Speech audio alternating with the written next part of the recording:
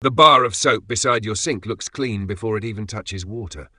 That is almost the joke. Because the history of soap begins with things we usually try not to imagine on our hands: fat, ash, grease, smoke, and the remains of fire. Soap is one of those everyday objects that hides its own ugliness. It smells like lemon, lavender, milk, honey, pine, or nothing at all. But at the beginning it was not a symbol of purity. It was chemistry pulled out of mess. The basic trick is simple. Mix fat or oil with something alkaline like ash, and you get a substance that can grab oily dirt and help water carry it away. That sounds gentle now. In an ancient workshop, it would not have looked gentle.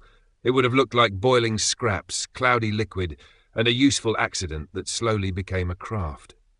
And for a long time, soap was not automatically the thing you used every morning in a bathroom.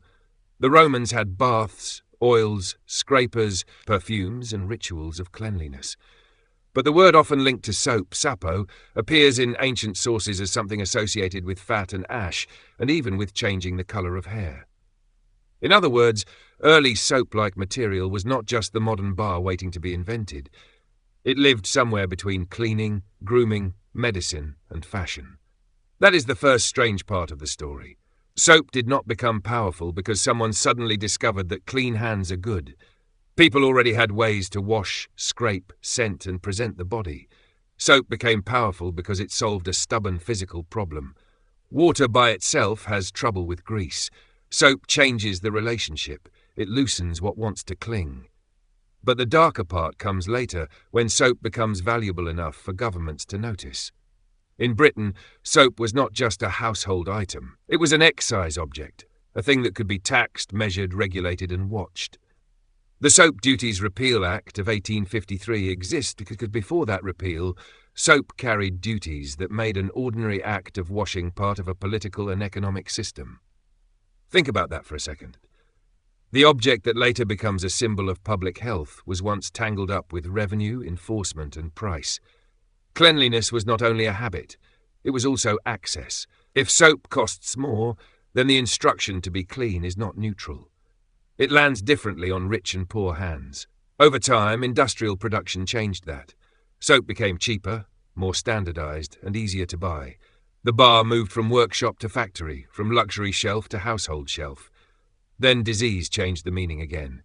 Soap became less about smelling respectable and more about interrupting invisible transfer. Modern public health does not treat soap as magic. It treats it as a tool. The reason plain soap works is not that it turns your hands into a sterile surface. It helps lift soil and microbes from the skin, and then friction and running water carry them away. That is why the most ordinary version still matters. Not exotic soap, not expensive soap, not soap with a heroic label. Plain soap and water. The story gets almost funny in the modern supermarket, because once soap became a symbol of safety, safety became something to sell. For years, antibacterial soaps promised an extra layer of protection to ordinary consumers. The word sounded reassuring. Antibacterial, stronger, smarter, more scientific. But in 2016, the United States Food and Drug Administration finalized a rule on consumer antiseptic wash products. For 19 active ingredients, including triclosan and triclocarbon, the available data did not show enough safety and effectiveness for long-term daily consumer wash use, or enough added benefit over non-antibacterial soap and water. That's the second strange part of the story. After thousands of years of improving soap, the lesson was not that every upgrade was better. Sometimes the old boring tool was the point. Soap began as dirty chemistry. It became a taxed commodity. It became a public health habit. Then it became a marketing battlefield where the simplest version had to be defended against the more impressive-sounding one. So the next time you pick up a bar of soap, remember what you are holding.